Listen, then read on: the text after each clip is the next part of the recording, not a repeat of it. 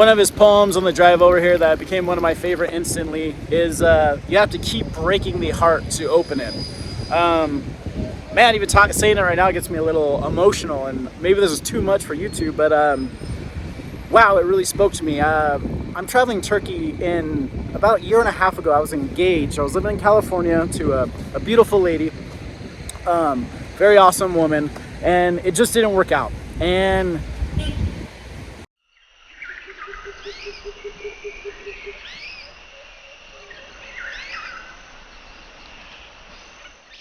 today we're going to Konya, where Rumi's buried, where Rumi spent most of his life, the great Islamic poet, spiritual seeker of spiritual knowledge, the truth, the divine truth, one of the great poets of the Persian world.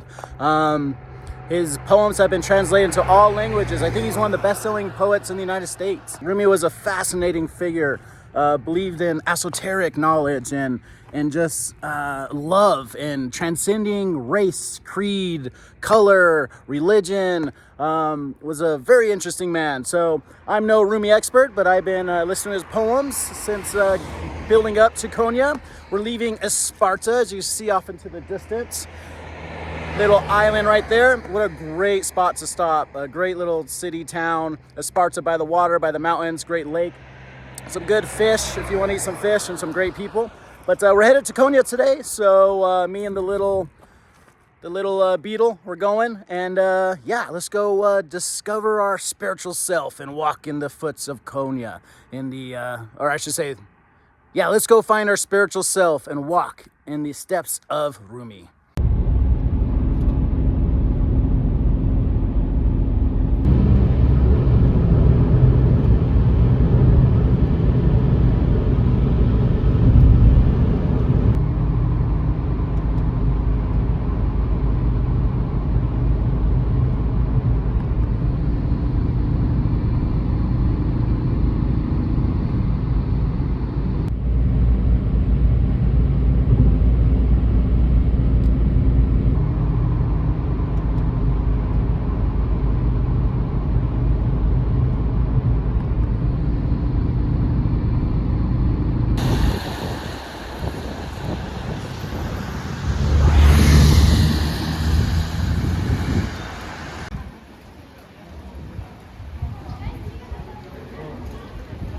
So who was Rumi, who goes by multiple names? He was born in modern-day Tajikistan, and with the Genghis Khans and the Mongols, he fled. As they pushed west, he fled west as well. And they ended up, in his family, when he was a young boy, ended up in multiple locations. They went to Mecca, they did the pilgrimage. His father was a very wise teacher. So as the Mongols pushed, he eventually ended up here in Konya, Turkey. He studied the Sufi arts. Now, what is Sufi? Sufi is like divine knowledge. It's a mysticism of Islam. And it's something more spiritual, your connection directly with the God, the true knowledge. And he's buried right behind me, actually, his tomb. And you could go in there and check it out. It's a museum, so there's a lot of stuff to check out. But Rumi kept studying his whole life. He kept changing. His main principle was love. He was around Christian, obviously he was Muslim, around Jewish people, Zoroastrianism, and other just different cultures and religions and languages, Greek, Turkish, Arabic. He was adapted to all these different peoples and teachings. His main thing was, no matter, he was a devout Muslim, believed Quran was the true word of God and the most important of everything. And he got very popular in Western society, I think 80s and 90s, due to Oprah. Sometimes they believe his spirituality was him disconnecting from Islam, but actually it was through Islam, in my belief, that he became spiritual. Sorry, the snow is crazy. So he studied, let's move this way. So he studied so many different types of things. I mentioned Sufi earlier. When he passed, his son actually created dervishes, which are the spinning dancers you see with the red caps and the white drapes that, they one hand to God, one hand to earth, and lose their spiritual connection, or gain their spiritual connection rather, to God. There's a story when Rumi was middle-aged or something like that, don't quote me, he met a man. He was studying, and a man walked up to him. He was next to a stream. The man said, "What are you doing?" He said, Rumi said, you won't know. This is something only the educated will understand. The uneducated won't understand. The man double his age, the man picked up his books, threw them in the stream. Rumi freaked out, grabbed the books out of the stream, and noticed they were still dry. And he said, how did you do this to the man? And the man said, only the educated won't understand this. Well, then he began a long relationship with this man and learned from him. So he was constantly learning, constantly evolving. And he wasn't even a poet yet. And this man kind of brought him into poetry. Well, this teacher was named Shams. Obviously, his name's longer. I'm not going to try to pronounce it. Just like Rumi is a shorter version of his real name, Shams is a shorter version. But so Rumi and Shams became buddies. And that Shams actually taught him so much. So he was already an educated man. I mean, I think they offered him jobs, Rumi jobs in teaching and stuff like that. But he met Shams and basically not started all over, but kind of started all over. So Shams was a great leader. Now, this caused problems. Shams was so inspiring to Rumi. Rumi became infatuated that his followers kind of got a little jealous. They felt he was kind of going from one spirituality to a different spirituality. And so they would banish Shams, and Shams eventually was called out to a back door and disappeared. And Rumi was like, where'd he go? It was one of the most heartbreaking things he's ever faced, even more than his mother, brother, and dad dying. He searched for Shams. He went to Syria twice looking for him. And dude on a bike just rocking out. So he went looking for Shams twice, never found him. It was even rumored that his son and his followers killed him.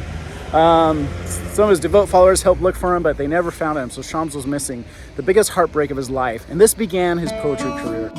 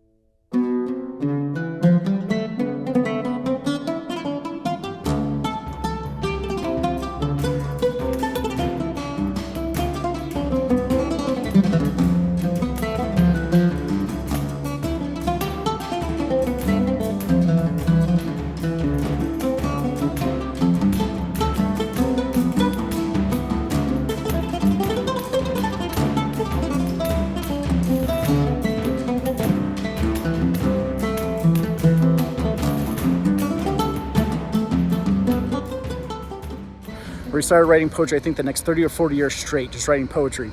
And this is what he's most known for, his poetry. And huge in the Western world. Oprah, like I said earlier, got him famous. I think Brad Pitt has one of his poems tattooed on his right bicep. Yeah, so driving over here to Konya from Esparza, I started listening to a bunch of his poems. I was familiar with Rumi a little bit. I've kind of heard of him, never really dived into him. So driving over here, I had a 3-hour drive, 2-hour drive, 3-hour drive, whatever it was, and I started listening to his poems, and I started to get a little emotional on some of them. It's like almost like meditation. Some of his poems just really knock the socks off you and really speak to you about oneness, accepting everyone, but love. Love is the most important thing, and that going through hardships is part of life. I'll mention some of his poems as this video goes on, but one of his poems, talks about, I believe he's talking to God or someone and looking in to talk to God as opposed to out, because he says the universe is within. Everything we want outside is in us, a lot like Buddha and what I believe Jesus was saying. All the great spiritual leaders always kind of talk about going inside, and I truly believe that, especially if you've done psychedelics. You kind of, that kind of spoke to me when I tried DMT and mushrooms and stuff like that. Not to connect these two, but you never know. But at 66, Rumi died, and he even kind of predicted his death and wrote a poem about it. And word for word, I don't have it memorized, but the poem basically goes something like, I started in the mineral state and ended up a plant. I died as a plant and ended up in the animal state. I became an animal, ended up dying and becoming the human state. And I will die a human, and I will become an angel. I will have wings and soar, and I will jump off the bridge. And then I will end as an angel. And then I will become nothing, non-existence. And truly that is the return to where the Father or to God. I love that. I absolutely love that. It's kind of a progression through life, and it made me think. I never thought about when I see an animal that maybe I was once an animal. But something to think about, something cool. And even when he died, Christians and Jews, not only Muslims came, but Christians and Jews also came. He was truly someone that broke barriers between all religions. And you gotta love him for that. But, you know, preaching love, it's not, you know, Christian love or this love. And he had another poem, I'm gonna butcher again, but another poem basically said, you know, I searched for God in a temple and I didn't find him. I searched for God in a church and I did not find him. I searched for God in a mosque and I did not find him. I looked into my heart and I found him. Gotta love it, man. I'm so infatuated with Rumi. I don't know how I'm 36 and just barely diving into his poems, but man, it really spoke to me. Now, one of his poems on the drive over here that became one of my favorite instantly is you have to keep breaking the heart to open it.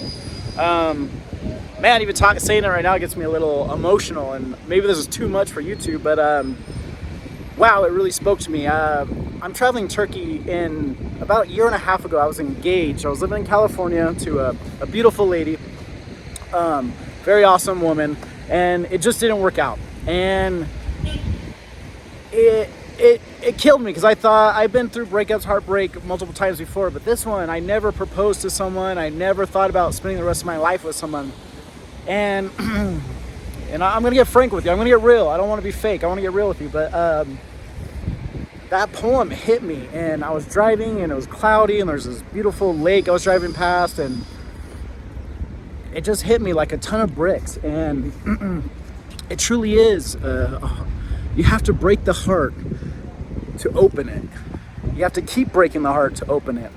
I might experience heartbreak again, but that's part of life, and that's part of what, you know, makes you grow and opens the heart. So, excuse me for getting a little emotional, but it just knocked my socks off, and it's been a year and a half since our breakup, so it's not like I'm super like down about it. I mean, I'm down about it, but not super. But man, that just summed it up and made me feel so much better. And he has a lot of poems about that, going through hardships. I mean, he went through tons of hardships. You know, he was a refugee most of his childhood, escaping from the Mongols. And then once he was in a town and was surrounded by attacking army, and he was fearful, and they managed to escape. And you know, and then when he finally got to Konya, where he really had a home, his dad, his main teacher, the person that started him on this path, one of the greatest people in his mind, passed. But before that, the greatest person in his heart was his mother died. And before he could even finish mourning, his brother died. So he has experienced so much hardship, but it kept elevating him up. And I love that, because I truly think that's life. If you think life is all just supposed to be going up, you're wrong. It's tough. Life is tough, but you can't let it take you down. You got to grow from it. Another one of his awesome poems on the heart that I'm also going to butcher is that he's asking. I think he's talking to God. Don't quote me on that, but he says, what about my eyes? And he says, look at the road. He says, what about my passion? He says, keep it burning. He says, what about my heart? He says, show me what's in it. He says, my heart's full of sorrow and sadness. And he says, be with it. The wounds are where the light enters. The wounds are where the light enters. The wounds of the heart is where the light enters. Man, gotta love that. And yeah, I just really that resonated with me, and I loved it. And I mean, he has tons of poems that you gotta check out. The Mawlānā was his greatest works. I think it took 15 years to complete. Actually, he didn't complete it. I think the last chapter he died. Man, I wonder what he was gonna put in there. One could only imagine. But some great poems just throughout his life. One of his famous ones is, between good and bad there is a field, and I will meet you there. Man, got a decision, you got some problems going on in your life, go to the field and meet Rami. Be in silence, he always talks about, looking into yourself. Be in silence, and when you're alone, you should value it, because that's when God has pushed people away so you and him could be alone together. Just tons. I'm trying to think. I've got them all scattered in my brain from listening to him so much on the drive over here. This body is like a guest house. We're just staying in it. And each day there's a new guest. Depression, happiness, sadness, anger. And each day you must treat that guest with respect and you know, humans are good and bad. That's just how they're supposed to be. You know, basically talks about no one's supposed to be perfect. We are what we're supposed to be. He also talks about, you know, going towards your passion, not doing what other people say, really going for your passion. I mean, I'm here in Turkey. I don't know if it's the best financial decision, but I'm here doing what I love and sharing things I find interesting with you guys. And I hope I learn to meet a community that feels the same way, but just nonstop great poems. Well, that was the great Rūmī's tomb, and I am cold. It's snowing, it's freezing. I gotta pee. I don't see a restroom anywhere. There's one in the museum, but I walked out too soon. But now we're on to our way to Cappadocia. So join me as we go to Cappadocia. Air balloons, apparently, lots of Instagram pics. If it's, you know, anything like Instagram usually does, it's probably exaggerated, but I've talked to travelers that say it's not. So I'm excited, gonna stay in a cave house. So let's trek about 2-3 hours to Cappadocia.